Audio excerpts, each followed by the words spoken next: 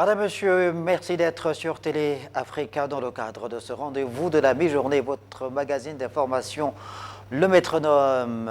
L'actualité au Gabon reste dominée par l'organisation de ce Conseil des ministres tenu ce 4 décembre, présidé par le chef de l'État, Brice Clotaire Oligui Nguema. Le Conseil des ministres qui a mis le curseur sur les projets prioritaires. L'occasion a également été donnée aux membres du gouvernement sous la supervision du chef de l'État, chef du gouvernement, Brice Clotaire Oligui Nguema, de faire le point sur les mécanismes mis en relief par le ministère de l'économie dans le cadre d'un audit lancé pour avoir un regard plus appuyé sur les bouts administratifs. On fera le point sur cette actualité dans nos prochaines émissions, nos prochaines éditions.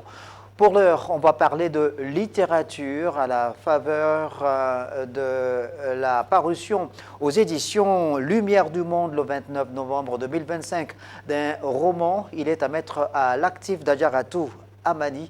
C'est une jeune Gabonaise, elle est entrepreneuse mais aussi diplômée en histoire des relations internationales. Conviction, c'est donc le titre de ce roman, son premier. Donc dans ce roman, le personnage central est Fly, une jeune dame qui n'est pas du tout épargnée par les coups durs de la vie, mais qui arrive à chaque fois à faire preuve de résilience afin de pouvoir se reconstruire, garder espoir et tirer son épingle du jeu au sein de cette société qui n'est pas parfois clémente envers la jeune féminine. J'ai le plaisir de recevoir dans ce numéro de ce 5 décembre 2025 de l'émission Le Métronome Adjaratou Amani. Bonsoir. Bonsoir. Merci beaucoup d'avoir accepté l'invitation de Télé Africa pour que vous veniez nous parler dans le menu détail de votre premier roman. Conviction, vous êtes entrepreneuse, on l'a dit, vous avez un Master 2 en histoire des relations internationales. Pourquoi avoir eu l'idée de commettre un roman qui ne parle pas de relations internationales, mais plutôt de résilience, de foi, de détermination, de tous les combats qu'une jeune fille peut mener au sein de la société? Merci. Merci pour l'invitation. J'ai choisi d'écrire un roman qui parle de résilience par rapport à tout ce que j'ai vécu et ce que j'ai pu observer autour de moi. C'est vrai, la gente féminine n'est pas très souvent mise en avant et elle rencontre plusieurs difficultés. Donc à l'intérieur de Conviction, je parle de toute cette force-là que fait preuve l'héroïne Fly. Alors, on va essayer de repartir dans le contexte de cette œuvre, Conviction, une œuvre de 114 pages, je l'ai dit, parue aux éditions Lumière du Monde le 29 novembre dernier, il y a à peine quelques semaines. Alors, le personnage central, c'est donc Fly, une jeune fille. C'est une jeune fille africaine qui naît dans une bourgade africaine, on va dire. Cette jeune fille connaît un drame dès les premières années de son existence, on va dire, puisque très jeune, elle perd déjà son père. Elle perd ce qu'on peut considérer dans nos sociétés comme étant une figure tutélaire. Il lui reste sa mère. Comment est-ce que Fly a vécu la disparition de son père, ce premier choc émotionnel? C'est vrai, ça a été assez difficile pour Fly. Déjà, elle n'était pas issue d'une famille bourgeoise. Donc, le papa, il était agriculteur. Donc, sa perte était vraiment un choc. Sa mère était une femme au foyer. Donc, elle devait prendre la relève afin d'élever et d'éduquer sa fille. Donc, c'était vraiment un choc pour Fly. Alors, Fly est-elle la fille unique ou enfant unique de ses parents? Elle est enfant unique de ses parents. Voilà, donc elle est enfant unique, elle perd très tôt son père, elle reste avec sa maman. Sa maman, vous venez de le dire, hein, vit modestement, c'est une famille modeste. La maman, elle se dit, mon mari n'est plus là, mon époux n'est plus là, j'ai un enfant à élever, elle n'a pas d'autre choix que de reprendre l'activité de son époux. Son époux décédé, c'est bien ça? C'est cela. L'agriculture. Exactement. Et quel type d'agriculture finalement Anne, puisque c'est le prénom de la maman de Fly, va faire? Bah, c'était Juste des vivres, hein, de quoi vivre. Ce n'était pas à but commercial dans un Ouais. premier temps, c'était juste pour survivre. Voilà. Donc c'est une agriculture de subsistance, c'est pas Exactement. une agriculture mécanique, mais de subsistance justement. Elle avait un petit maraîcher derrière la maison, c'est bien ça, pas C'est loin de la cela. maison. Exactement. D'accord, donc c'était juste pour tenir, faire bouillir la marmite, comme on dit, Voilà. évidemment pour que sa jeune fille puisse avoir de quoi manger, mais surtout qu'elle ne se laisse pas appâter par ce que on pouvait lui faire miroiter. Alors, Fly grandit donc sans la présence paternelle. Sa maman devient à la fois son père et elle reste évidemment, elle joue, Anne, le rôle de la maman. Est-ce que Fly est une enfant difficile? Fly est une enfant plutôt calme et sérieuse, consciente de sa condition de vie. Elle s'arme de force et rêve d'un avenir meilleur. Meilleure. Elle est Oui. surtout curieuse aussi. Exactement. D'où lui vient justement cette curiosité à Fly? Cette curiosité lui vient de sa vie, de sa mère et de sa condition également. Parce que lorsqu'on n'a pas assez de moyens, on veut découvrir plus. Et étant fille unique, elle s'est dit, je dois rendre ma mère fière. Très bien. Mais est-ce que Fly, dans son parcours scolaire, quand elle est encore à l'école primaire, évidemment, puisque Fly est une jeune fille, on a dit qu'il vit dans une bourgade africaine, mais qui va à l'école, qui est donc Oui. au contact de l'extérieur. Elle a donc des copines, des amis. Est-ce que, et parmi ses amis, évidemment, il y en a qui sont mieux nantis, lotis que Fly. Est-ce que Fly est parfois complexée, non? Fly n'est pas une enfant complexée, elle est réaliste et elle n'a pas vraiment fréquenté de personnes autour d'elle. Avec la perte de son père, elle était plus proche de sa mère, donc passait beaucoup de son temps avec elle. Elle passait plus de temps avec sa maman. Exactement. Et puisque c'est l'enfant unique, n'ayant plus d'époux, Anne, qui est la maman de Fly, a tout fait pour donner à Fly une très bonne éducation, c'est ça? Exactement. Et l'éducation, éducation de femme aussi? Oui. D'accord. Alors, il y a évidemment que ce roman que vous avez commis, Conviction, est une véritable trajectoire, la trajectoire d'une jeune fille africaine, pas née dans la ville, née loin de la ville, loin des centres urbains, confrontée à certaines réalités. Après, justement, que cette jeune fille ait perdu son père, elle grandit, elle va à l'école, elle est très intelligente, mais très tôt, elle fait face à un choc émotionnel, le deuxième après la mort de son papa, c'est qu'il y a Ibra, un autre personnage également évoqué par vous dans le livre, dans ce roman Conviction, Ibra qui est le frère, donc l'oncle de Fly, qui un matin arrive à la maison, voit Anne, la maman de Fly, et lui dit « Je suis venu te causer parce que j'ai quelque chose d'important à te dire ». C'est cela. Donc Ibra, c'est le frère de défunt père de Fly. Et lui, il a sauté sur l'opportunité. Il s'est fait appréhender par le vieux Apu, qui est assez riche dans la contrée, qui a déjà plusieurs épouses et qui sont toutes illettrées. Donc pour lui, Fly était cette femme-là qui devait apporter un plus, bien qu'elle soit jeune. Il s'est dit, elle sait lire, elle sait écrire, donc elle va m'aider à développer mes activités. Donc c'est le vieux Apu qui a l'âge du grand-père de Fly, parce que au moment où ça se passe, Fly a 17 ans. Exactement. Elle a 17 ans, donc il y a un homme âgé dans la contrée qui est nanti, qui a déjà 3 épouses, mais il a besoin d'une 4e épouse, et là il va passer donc par l'oncle de la jeune Fly, Ibra, à qui il va donc exprimer le vœu de prendre Fly comme quatrième épouse. Et Ibra va donc aller à la rencontre de Anne, la maman de Fly.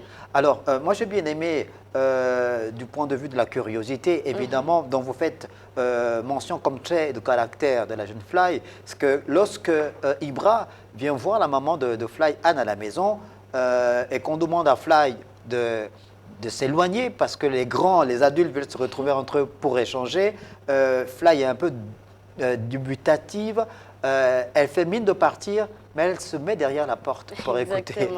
C'est bien ça? Ça veut dire qu'elle n'avait pas du tout confiance à son oncle Ibra, c'est ça? Oui, c'est ça. C'est un personnage qui n'était pas très présent dans sa vie. Après la mort de son père, il n'était pas présent. Donc c'était assez difficile et le voir débarquer était assez impressionnant. Donc elle voulait à tout prix savoir ce qu'il en était. Donc Fly, évidemment, n'avait pas tort d'avoir une mauvaise appréhension par rapport à l'arrivée soudaine de cet oncle qui avait disparu depuis la disparition de son papa, donc du papa de Fly. Et là, la conversation est entamée entre Anne, la maman de Fly, et Ibra, l'oncle de Fly. Et Ibra va à droit au but. Il dit clairement à Anne qu'il a été commissionné par le vieux Apu, qui est très riche, très nanti. Apu voudrait prendre Fly comme quatrième épouse. Et ce qui est d'ailleurs un peu choquant dans les propos d'Ibra, c'est qu'il n'hésite pas à présenter finalement cette opportunité comme une forme de transaction commerciale, une véritable opportunité pour lui, puisqu'il dit à Anne, la maman de Fly, que si tu acceptes que Fly soit la quatrième épouse d'Apu, ben, moi j'aurai un bœuf, j'aurai des moutons, j'aurai même une boutique.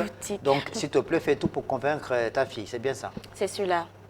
Et là, on voit dans certaines familles, je dirais en partie la mienne, côté paternel, ce modèle d'oncle qui n'est pas présent dans la vie des neveux, mais qui est opportuniste, qui vient lorsqu'il y a une opportunité devant. Il se dit, bah, moi je vais avoir un mouton, je vais avoir des bœufs, je vais avoir une boutique, ce sera bien pour moi, je vais me lever. Donc il n'hésite pas à marchander sa nièce, alors qu'il n'a pas été présent pour elle. Voilà, il marchande sa nièce, et ensuite, quand il prend congé de Anne, il lui dit qu'il va revenir avec le vieux Apu. Et là, Fly, qui est derrière la porte, a évidemment pu tendre l'oreille et entendu toute la conversation. Et quand ton oncle Ibra s'en va, Fly s'effondre, elle s'enfuit dans la forêt. Oui, c'est cela. Ouais. Elle s'enfuit, elle se dit, mais qu'est-ce qui se passe? J'ai perdu mon père, est-ce que maman, elle va aussi accepter la proposition? Parce qu'elle connaissait les réalités, elle savait que c'était très difficile. Et la proposition, elle était plutôt alléchante, mais pour une personne déterminée, ça ne l'était pas. Donc pour elle, elle se posait des questions. Est-ce que maman allait me vendre? Est-ce qu'elle allait me trahir? Donc elle était perdue, angoissée. Elle s'est rendue dans la forêt pour pleurer au pied de l'arbre. Donc elle a passé toute la journée au pied d'un arbre dans la forêt, perdue, complètement abattue par ce qu'elle entrevoyait, parce qu'elle pensait que sa mère avait donné son accord pour qu'elle devienne à 17 ans la quatrième épouse du vieux Apu. Exactement. Et ensuite, quand la nuit commence à tomber, elle est réveillée, elle se réveille, elle retrouve son chemin, elle revient à la maison, elle trouve sa maman en sanglots, et sa maman Anne est heureuse de retrouver son enfant. C'est ça. Elle retrouve son enfant, c'est bien ça. Oui, elle rassure tout de suite Fly, hein? Oui, elle rassure, non, c'est pas ce que tu penses. Parce que lorsqu'elle s'enfuit, elle a juste écouté comment son oncle lui faisait la proposition. Sa mère n'avait pas riposté, donc elle écoutait comme toute femme soumise. Elle écoutait d'abord parce qu'elle voulait en parler avec Fly, mais Fly était plutôt zélée, donc elle s'est enfuie et à son retour, elle a eu une discussion avec sa mère et elle a rassuré aussitôt qu'elle ne ferait jamais une telle chose et qu'elle voudrait que sa fille fasse ses études et aille au bout de ses rêves. Et là, évidemment, Fly a retrouvé le goût de vivre et s'est senti une fois de plus en sécurité auprès de sa maman. Oui. Ensuite arrive le jour, le grand rendez-vous, puisque arrive le moment où Ibra revient avec le vieux Apu.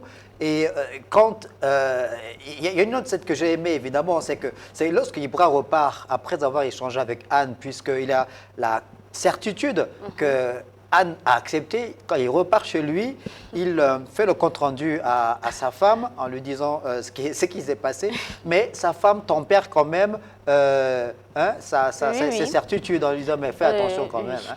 Elle dit, bah, il faut te calmer, tu n'es pas sûr qu'elle va accepter. Il se dit, mais non, elle va accepter, elle n'a pas d'autre choix. Elle est pauvre, elle n'a pas de quoi manger. Parce que lorsqu'il est, il est allé voir Anne, il a porté un sachet de viande. De viande fraîche, voilà. Voilà, Ouais. ce que Anne et sa fille ne pouvaient pas se permettre. Donc pour lui, c'était vraiment un moyen de les acheter. Ouais, voilà, parce qu'il s'est dit, bon, ma belle-sœur Anne et son enfant vivent modestement, ils n'ont pas le moyen qu'il faut, donc on peut les acheter avec quelques vivres. Voilà, c'est ça, donc du matériel. Donc il revient quelques temps après avec le vieux Apu. Le vieux Apu, j'imagine évidemment, était sapé, grand boubou, tous les parfums qu'il fallait mettre. Ouais, il a sorti la grande carte, le grand jeu là. Exactement, il s'est mis sur son 31, il s'est Ouais. dit ben, je vais avoir la fille que je veux, Ouais. celle-là qui a fréquenté, qui est intelligente. Donc il était heureux avant même d'avoir la réponse, donc la certitude pour les deux, c'était déjà un bon parti. Alors donc, ils arrivent à la maison, Ibra et Apu. Anne, la maman, elle est là. Fly également. La maman, bien éduquée, évidemment, laisse les visiteurs s'exprimer. Ils disent pourquoi ils sont là. Moi, ce que j'ai aimé dans cet échange-là, c'est-à-dire que je me suis dit, le premier acte, quand Ibra est arrivé à la maison, il a demandé à ce que sa nièce Fly se mette à côté parce qu'elle était très jeune. Il Oui. avait quelque chose à dire à sa maman entre adultes. Fly s'est exécutée, même si elle a écouté derrière la porte. Mais au moment de prendre la décision, Fly est associée, mais surtout la maman laisse à Fly l'opportunité de dire ce qu'elle pense. Oui, c'est une marque d'affection et une preuve d'amour pour Fly, parce que là, elle laisse sa fille écouter et décider. Donc, elle ne veut pas qu'elle soit surprise par la décision. Donc, sur le fait accompli, elle souhaite qu'elle soit au cœur même de toute l'action. Donc, Fly, évidemment, jeune fille, 17 ans, intelligente, bien élevée par sa maman. Elle a échangé avant l'arrivée d'Ibra et Apu, le vieux Apu, avec sa maman. Et là, devant le vieux Apu et son oncle Ibra, elle dit ce qu'elle pense. Elle balaie d'un revers de main le fait d'être prise à 17 ans comme étant quatrième épouse de quelqu'un qui a l'âge de son grand-père.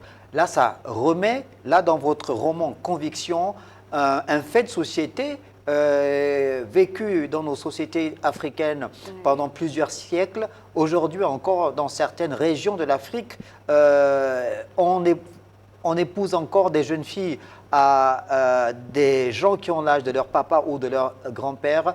Vous estimez que ces traditions-là font mal à la société?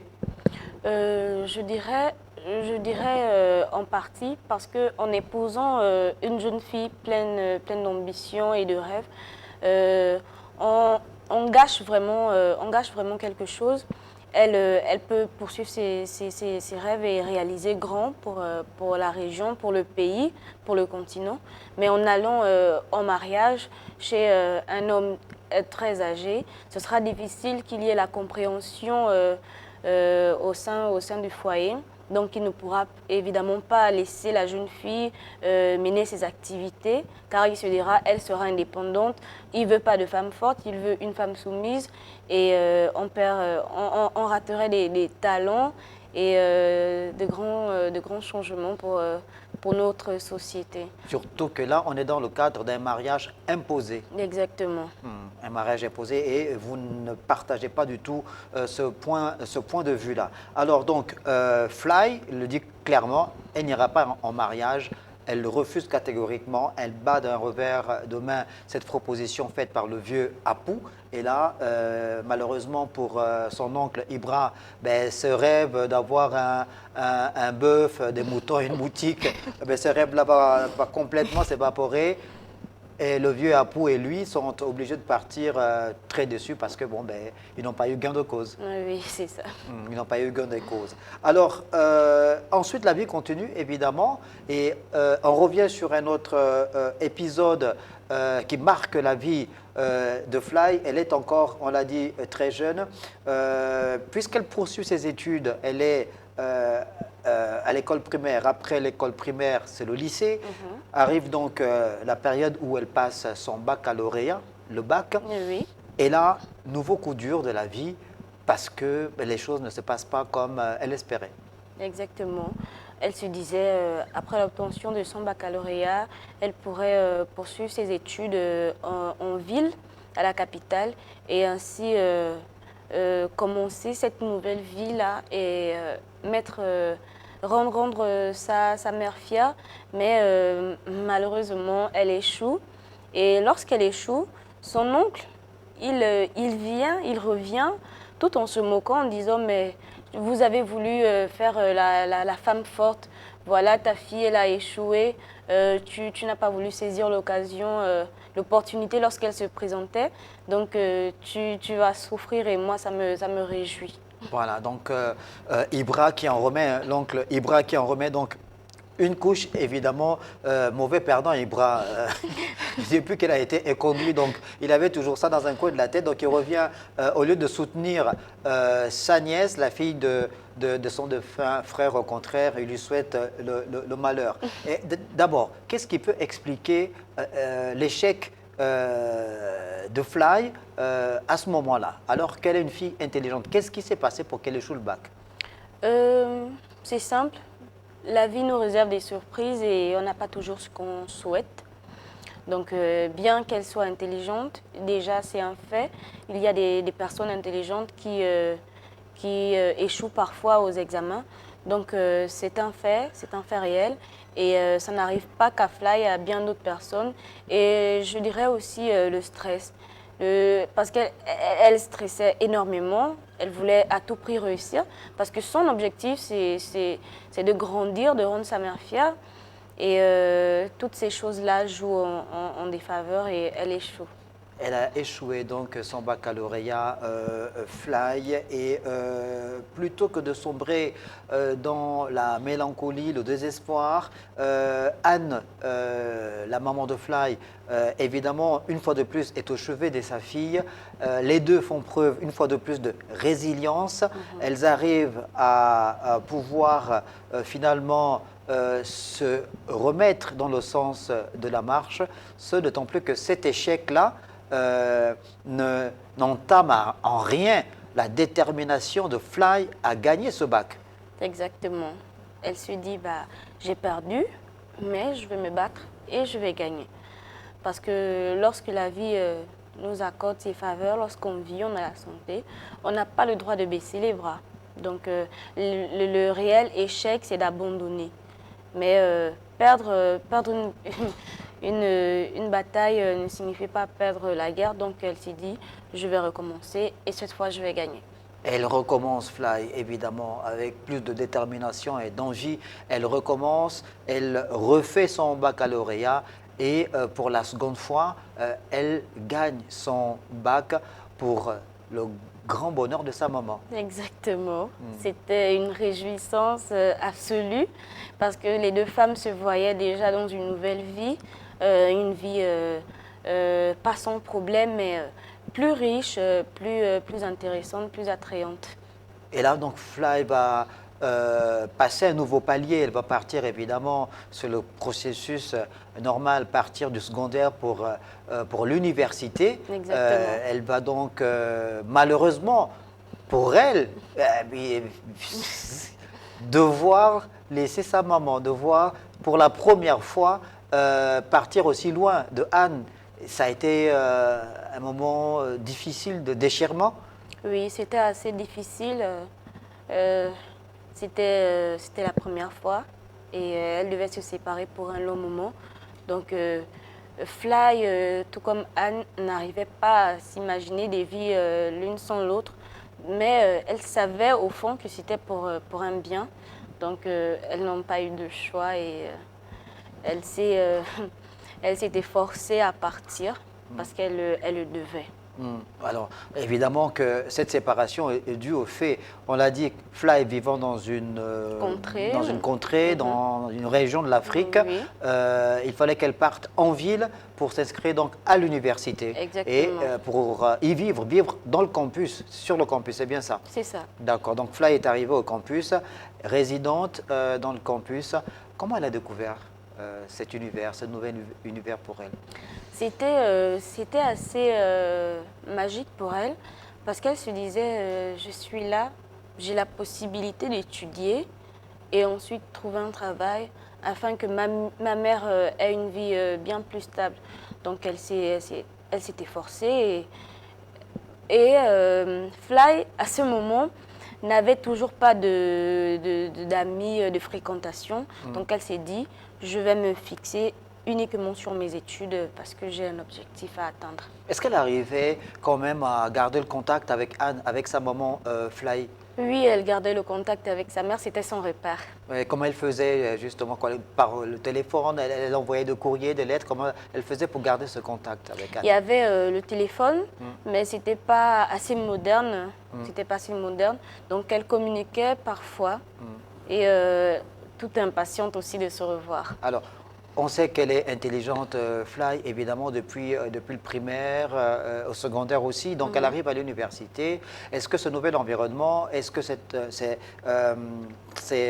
nouveau cadre de travail, est-ce qu'elle arrive justement à pouvoir facilement assimiler les cours quand on sait que parfois l'université pèse sur certains étudiants? Oui, Fly a pu se concentrer sur ses études et elle est même sortie majeure de sa promotion avec l'échec qu'elle avait déjà vécu avec le baccalauréat et la proposition de mariage forcé. Elle s'est mise corps et âme dans le travail, donc elle est arrivée à majorer et ainsi obtenir une bourse pour l'étranger. Elle s'en est bien tirée parce qu'elle était une fille qui avait reçu une bonne éducation de la part de sa maman, intelligente. Elle ne s'est pas laissée attirer par certaines sirènes. La ville, elle était au campus, elle n'a jamais fait le mur. Fly, non, Non. sortait pas, n'allait pas en boîte. Non, elle est restée concentrée. Le campus, quoi. C'était vraiment la concentration optimale. Donc après les cours, elle était dans sa chambre où elle révisait tout le temps, elle faisait des exercices.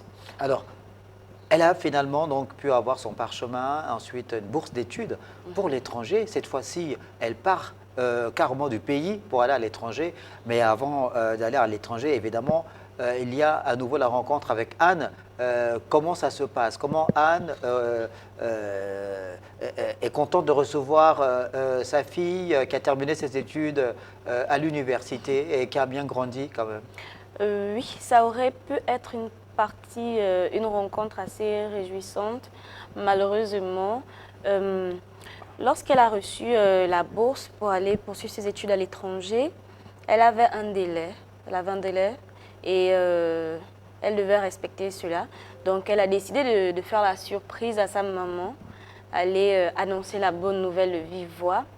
Malheureusement pour Fly, le bus qu'elle a emprunté a fait un accident. Un accident dans lequel elle fut la seule survivante. Mais ce n'était pas sans conséquence, elle a perdu la mémoire. Donc c'est aux infos que Anne découvre l'accident. Elle se dit mais non, J'y crois pas parce que l'instinct maternel en elle disait il y a quelque chose qui se passe. Donc Fly inconsciente était internée dans une structure de la place parce que c'était sur le chemin. Donc Anne, en consultant les infos, découvre bel et bien que sa fille était dans le bus et a fait l'accident. À ce moment, prise de panique, elle fait un arrêt cardiaque. Donc elle est transportée à l'hôpital où elle est suivie, mais elle ne s'inquiétait pas pour sa santé. À chaque fois, elle pensait à sa fille. Elle voulait retrouver sa fille, savoir ce qui s'était passé, si elle était morte et tout, parce que aux infos, on disait que tout le monde était décédé. Donc c'était vraiment un choc pour elle. Mais elle a eu à rencontrer une infirmière qui, après, est devenue son amie. Donc elle a fait les démarches pour sortir de l'hôpital parce qu'elle voulait à tout prix retrouver Fly. Donc en partant, elle a fait avec l'infirmière, parce elle devait prendre soin de Anne. Elle a pris le temps de visiter toutes les morgues. Elle n'a pas trouvé Fly. Elle a visité tous les grands hôpitaux, les cliniques. Elle n'a pas trouvé Fly. Elle a fait le tour des commissariats. Elle n'a pas trouvé Fly. Dans les médias, il n'y avait pas d'informations. Et à nouveau, elle rechute. Donc, elle est conduite dans une petite structure dans laquelle elle n'avait pas été. Et là-bas, pendant qu'elle était en soins intensifs, elle se réveille et elle ressent une lourdeur dans son cœur. Donc, elle était dans une salle divisée par un rideau. Et de l'autre côté du rideau, il y avait Fly.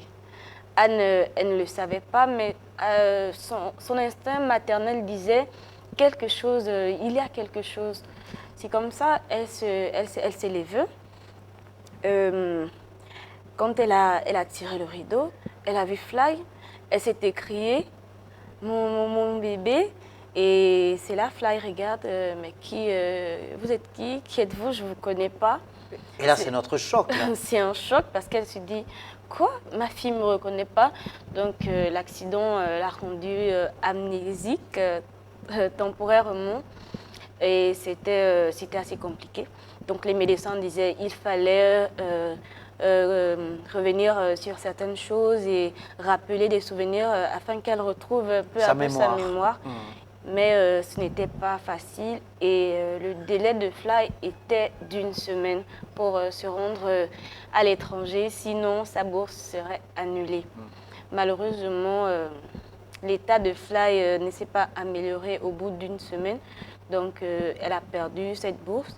Mais Anne elle s'est battue à chaque fois. Et progressivement, Fly a retrouvé sa mémoire.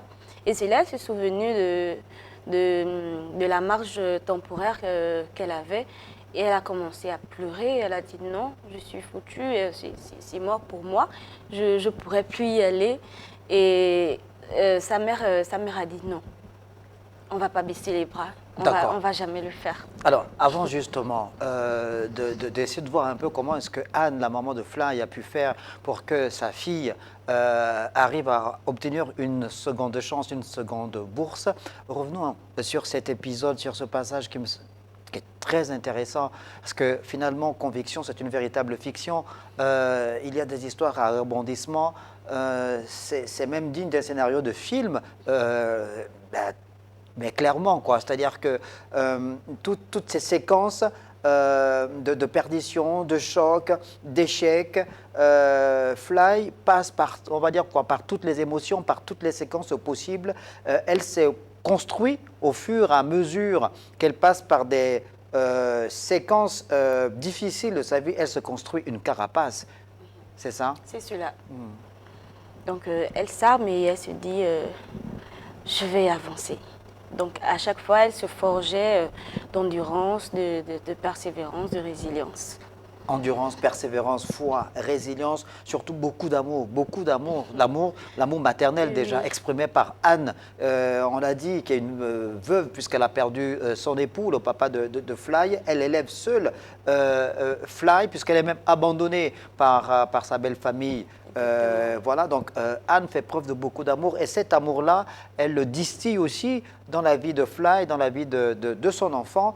C'est parce que Fly est remplie d'amour, qu'elle s'accroche à la vie, qu'elle arrive à faire face aux vicissitudes, aux difficultés, aux échecs qui se présentent sur son parcours, la jeune Fly. Et puis donc, Anne, elle s'est battue comme elle a fait pour que finalement Fly arrive à avoir une autre bourse. Exactement. Elles ont fait le tour des médias, des commissariats et, et à l'agence de transport afin d'avoir des rapports à envoyer à l'université, à l'étranger, afin de prouver que ce n'était pas un fait exprès et que ça pouvait arriver à tout le monde et que Fly était une simple victime et qu'elle méritait une seconde chance. Et avec, cette fois, avec la grâce, elle a obtenu l'accord de poursuivre son voyage. Alors, finalement, donc, Dieu merci, Fly arrive à obtenir une seconde chance. Elle a une bourse, elle va finalement à l'étranger. Elle s'éloigne une fois de plus de Anne. Oui. Séparation, les séparations ne sont jamais évidemment agréables. On sait quand les parents et les enfants se séparent pour les études, il y a ces séquences émotions qui sont très fortes. Donc, Anne reste et Fly va à la découverte d'un nouveau monde. Oui. À l'étranger, elle fait la rencontre des enseignants qui avaient déjà de ses échos, qu'elle était assez brillante. Et les premiers jours de cours étaient assez bien parce elle brillait par rapport aux autres. Et je précise que c'est dans un pays de l'Europe, donc Lively Land, un pays imaginaire, mais en Europe. Donc il y avait déjà ce problème, bon, je dirais pas ce problème, il y avait déjà ce mixte de races, donc entre les blancs et les noirs. Et en poursuivant ses études, elle a été mise à rude épreuve, donc le racisme, parce qu'elle se faisait harceler par ses camarades blancs qui disaient toi tu reviens d'Afrique, tu es noir, tu vas pas venir briller chez nous, c'est pas chez toi, tu dois retourner chez toi, tu es chez nous. Donc il harcelait moralement jusqu'à ce qu'il le fasse physiquement. Et elle s'en sort grâce à l'intervention de certains de ses camarades de fac qui sont également africains comme elle. Là, vous avez voulu absolument, dans ce premier roman Conviction, mettre également le curseur ou le marqueur sur ces réalités de certaines sociétés dans le monde. Hein. Ce n'est pas propre à l'Europe, évidemment. Le racisme, et bon, on le sait, depuis l'histoire, les Africains qui ont souvent fait preuve, évidemment, de ces comportements, ces déviations comportementales manifestées par certaines personnes. Il vous a paru important de souligner ça dans votre roman, le racisme, ces questions de haine raciale, identitaire. Oui, j'ai tenu à préciser cela parce que on aurait pu avoir des génies si on n'était pas confronté au racisme. Et je me dis, c'est quelque chose de, c'est assez dommage parce qu'à travers ce racisme, en fait, on ne met pas en avant le talent propre de la personne, c'est plutôt sa couleur de peau qui est mise en avant. Et c'est un frein au développement. Donc j'ai tenu à mentionner ce phénomène-là, ce fléau dans Conviction. Dans Conviction, évidemment, c'est votre façon à vous de pouvoir appeler à la fin de certains stéréotypes, de certaines stigmates, évidemment, des sociétés occidentales qui, encore, même sur le plan politique, en ce qui concerne les extrêmes, manifestent une envie claire de mettre ou de pointer un doigt accusateur contre l'étranger qui suscite hate, donc la haine de l'étranger, rendue responsable de tous les maux dont souffrent évidemment certaines populations en Europe, notamment au niveau de la vieille Europe, sans citer de pays, puisque votre pays imaginaire, on a du mal à le situer sur sur la map monde, sur la carte du monde. Mais il y a un autre fléau également que vous avez évoqué dans Conviction. Une fois Fly est évidemment dans ce pays imaginaire en Europe, hormis la haine et le racisme, pardon, c'est la drogue. C'est que finalement, pour essayer de fuir ses oppresseurs, Fly va se réfugier dans la consommation de la drogue. Exactement. En consommant cette drogue, elle subit les causes, comment je dirais, les inconvénients de la drogue. Donc, elle se retrouve à planer, je dirais. Elle plane, elle oublie tout ce qui se passe autour d'elle. Donc, pour elle, c'est un moyen, c'est un refuge. Donc, elle oublie toute cette haine autour d'elle. Elle se dit, je me sens en sécurité parce qu'elle a découvert, elle a cru avoir un foyer. Donc, cette bande d'Africains avec elle qui consommait également des stupéfiants. Donc, elle a trouvé un refuge dans la drogue et malheureusement, elle a sombré jusqu'à être inconsciente. Ensuite, ses camarades qui prenaient avec elle dans un bunker l'ont portée et l'ont jetée dans une décharge. Ensuite, elle a été découverte par les policiers qui faisaient une patrouille.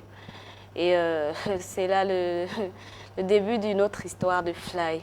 Voilà, encore un nouvel épisode, une forme de rebondissement aussi, mais Fly, comme toujours, semble avoir la main de Dieu sur elle, comme guidée par une bonne étoile. Elle va finir par sortir évidemment de cet épisode-là. Oui. Lorsqu'elle se fait découvrir par les policiers, ils l'amènent directement aux urgences. Donc là-bas, elle est rapidement mise en soins intensifs. À son réveil, vu le taux de drogue découvert dans son sang, elle est soumise à un traitement et un psychologue lui est proposé. Et elle se confie à ce psy, histoire de se libérer. Et derrière cela, la police recherchait cette bande-là qui consommait des stupéfiants parce qu'ils faisaient également du trafic. Donc la police était à leur recherche. Et en se confiant au psychologue, étant très faible, Fly était une victime.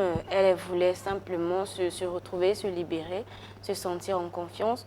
Donc, dans un moment de faiblesse, le psy il a tenté de violer Fly.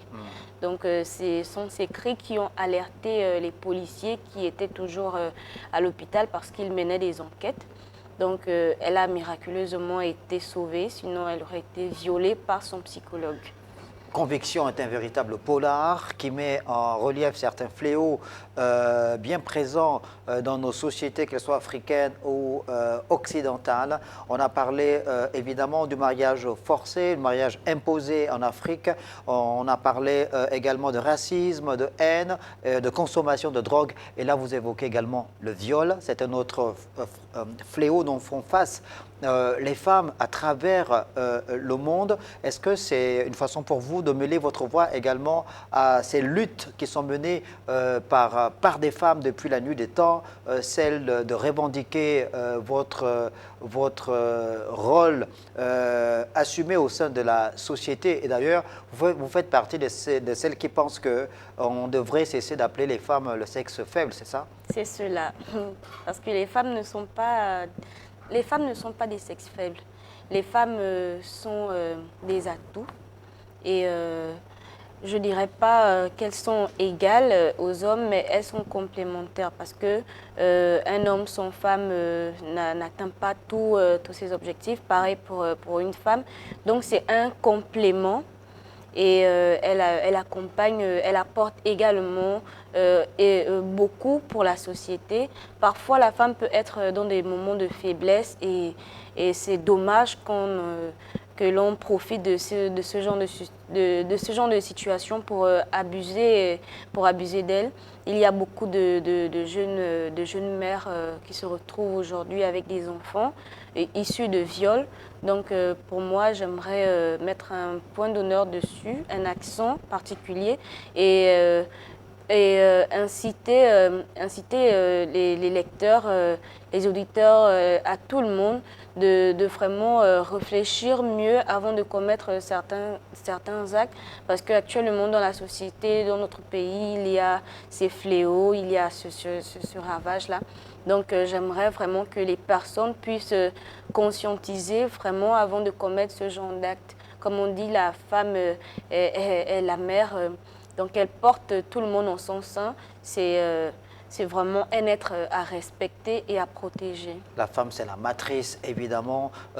Vous êtes donc déterminé à faire en sorte que le combat que mènent les femmes soit un combat entendu et qui porte ses fruits. Le respect des droits des femmes, ça vous préoccupe. Exactement. Mais vous n'êtes pas une féministe pure et dure. Vous êtes pour un équilibre, c'est-à-dire que autant les femmes, pour vous, doivent vivre dans une société où leurs droits sont respectés, mais autant la femme, évidemment, doit savoir que sa place n'est pas forcément à la cuisine, mais que dans un foyer, bon, mais l'homme a également sa place. C'est exact, c'est exact. La femme elle a ce elle doit apporter, donc elle a cet atout-là. Et comme je disais, je parlerai plus d'équité, pas d'égalité, parce qu'on ne peut jamais parler d'égalité. Dans un foyer, la maman, elle apporte sa part, et le papa également. Et c'est à deux qu'ils fondent ce foyer solide et stable. Donc on ne dira pas ils sont égaux, non. Chacun a son rôle, ils ont leur autorité et complémentaire. Donc pour moi, j'aimerais que les gens respectent cela. Autant la femme respecte l'homme que l'homme respecte la femme, parce que chacun a son rôle. Alors, on revient sur Fly, évidemment, le fil conducteur de cette belle œuvre, ce roman Conviction. Fly qui nous entraîne depuis la première, on va dire, le premier chapitre jusqu'au dernier, puisque c'est un livre de 114 pages. Fly en Europe, elle est passée, on l'a dit, par toutes ces émotions, toutes ces aventures difficiles, mais au bout, une fois de plus, Dieu merci, Fly arrive à obtenir son diplôme universitaire. C'est bien ça, et elle repart donc en Afrique avec nanti de ce diplôme-là. Elle obtient son diplôme, mais ne part pas directement parce qu'elle décide d'abord de mener un combat, celui-là de faire entendre la voix des femmes. Donc après son retour, elle fait une rencontre. Donc Fly va également avoir son côté coup de cœur. Elle ne finira pas sa vie seule. Donc elle rencontre un jeune homme avec qui tout se passe bien. Il se marie, il donne naissance à une jeune fille. Est-ce que Anne était là? Anne était un peu écartée, Ouais. mais elle était là. Ouais. Donc ils nomment leur fille Hope, donc espoir en anglais. Mais encore une fois, elle décide de voyager parce qu'on avait besoin d'elle, parce elle était bénévole et elle se battait également pour les droits de l'homme. Donc elle a voyagé pour une mission dans un pays en pleine crise. Malheureusement, son avion fait un crash. L'avion dans lequel se trouve Anne fait un crash. De Fly. Fly fait un crash Oui. et Fly, Elle perd encore la mémoire. elle perd encore la mémoire. Oui. En perdant la mémoire, elle se retrouve dans ce pays de manière anonyme. Elle ne connaît pas son identité, elle ne sait pas qui elle est. De leur côté, son mari et sa fille la cherchent, ils se battent. Mais ils ne désespèrent pas. À chaque fois, ils font des recherches, mais ça n'aboutit pas. La petite fille grandit, elle poursuit ses études, elle devient médecin parce qu'elle se dit, ma mère s'est battue pour les droits de l'homme. Moi, je veux également apporter un plus à la société. Moi, je veux sauver des vies, donc je veux être médecin. Donc, elle a eu le soutien de son père. Et un jour, il y avait une émission parce que même en perdant la mémoire, Fly avait toujours cette force-là de se battre pour les autres. Donc elle faisait du bénévolat et ça passait aux infos. C'est comme ça ils ont suivi. Et sans pourtant reconnaître Fly, Hop a été appelé à mener une mission bénévole dans le même pays où se trouvait Fly. Donc, arrivée sur place, elle se retrouve dans la même mission parce que Fly a fini par être bénévole vu qu'elle a été recueillie dans une structure.